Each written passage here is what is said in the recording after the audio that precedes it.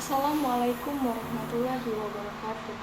Izin memperkenalkan diri, saya Moralin Adelian Intani dari Prodi Sarjana Terapan Kebidanan. Di sini saya akan menjelaskan sedikit tentang hakikat keterampilan berbahasa. Apa itu keterampilan berbahasa serta apa manfaat dari keterampilan berbahasa? Mari kita perhatikan dalam kehidupan masyarakat. Anggota-anggota masyarakat saling berhubungan dengan cara berkomunikasi. Secara sederhana, proses komunikasi tersebut dapat dilakukan melalui pesan, melalui pengirim encoder ke penerima decoder. Si pengirim pesan aktif memilih pesan yang akan disampaikan, memformulasikannya dalam wujud lambang-lambang berupa bunyi atau tulisan. Selanjutnya, si penerima pesan aktif dapat menerjemahkan lambang-lambang berupa bunyi atau tulisan tersebut. Manfaat dari keterampilan berbahasa. Apa sih manfaatnya? Coba kita bayangkan, apabila kita tidak memiliki kemampuan untuk mengungkapkan pikiran atau berbahasa. Kita tidak dapat mengungkapkan pikiran, tidak dapat mengekspresikan perasaan, tidak dapat menyatakan kehendak atau melaporkan fakta-fakta yang telah kita amati. Di pihak lain, kita tidak dapat memahami pikiran, perasaan, gagasan, dan fakta yang disampaikan orang lain terhadap kita. Berbahasa sangat diperlukan untuk berkomunikasi terhadap sesama orang. Adapun 4 keterampilan berbahasa yang penting untuk dikuasai.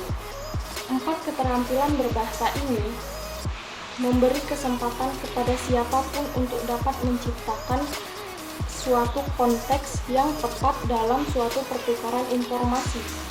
4 keterampilan berbahasa itu adalah, yang pertama adalah menyimak atau mendengarkan.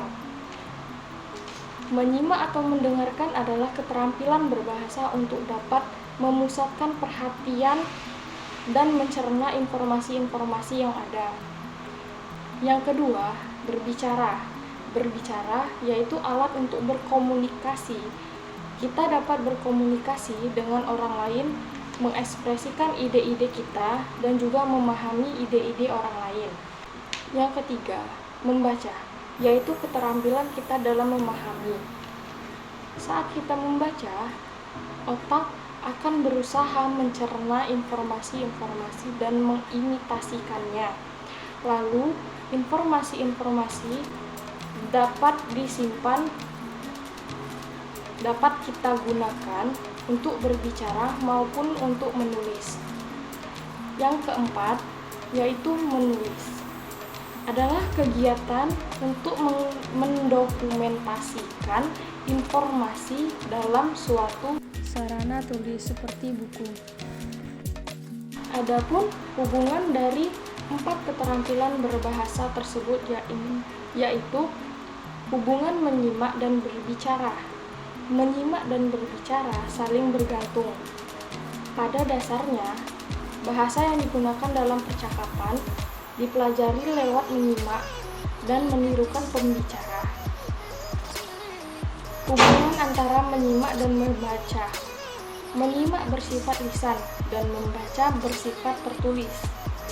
Hubungan berbicara dan menulis. Keterampilan berbicara juga merupakan kegiatan untuk mencapai kesiapan menulis. Sebab bahasa lisan dipelajari dahulu dan tidak diutarakan secara tertulis, hal-hal yang tidak dikuasai secara lisan. Yang terakhir, hubungan membaca dan menulis. Membaca dan menulis merupakan kegiatan yang saling melengkapi dan tidak lepas dari satu sama lain. Dengan semakin terampilnya seseorang dalam membaca, maka ia punya kesiapan yang cukup untuk menulis.